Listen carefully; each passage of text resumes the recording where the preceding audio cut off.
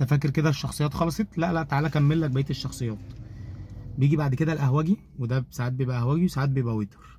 بيقف يعمل القهوه، بيعمل الشاي، بيقف يعمل الحاجه الساقعه، بيعمل كل حاجه في المطبخ بالنسبه للمشروبات.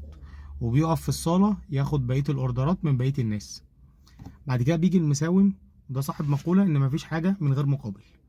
ده لو عرف عنك سر لازم يقول لك ايه؟ ها، هتجيب لي ايه وما اقولش لماما؟ ولا اقول لماما؟ فانت تضطر يا عيني تعمل وتنفذ كل طلباته وتعليماته.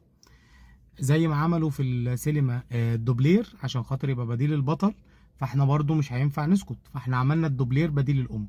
ودي بتبقى اختك، بتبقى مسؤولة عن اكلك، بتبقى مسؤولة عن شربك، بتغسل لك الهدوم، بتكوي لك الهدوم، ومظبطاك مكان ماما لحين استعادة ماما، وتعمل لك نفس الادوار. تمام. بيجي بعد كده الجوكر. الجوكر ده بيبقى شكله كده ملامحه ملامح بريئة، وانت تشوفه في الشارع ايه ده حبيبي حماده، ده كيوت خالص ومش عارف ايه. ده بيبقى كاسر نص النيش. هو قدام الناس من هلا هلا، ومن جوه يعلم الله. تمام. ده دايما بيبقى عامل مشاكل وبيبقى عامل مصايب، واحنا بنحاول نلمه. فانت خلي بالك ما تخدعكش الضحكه البريئه بتاعت الاطفال، خلي بالك منه.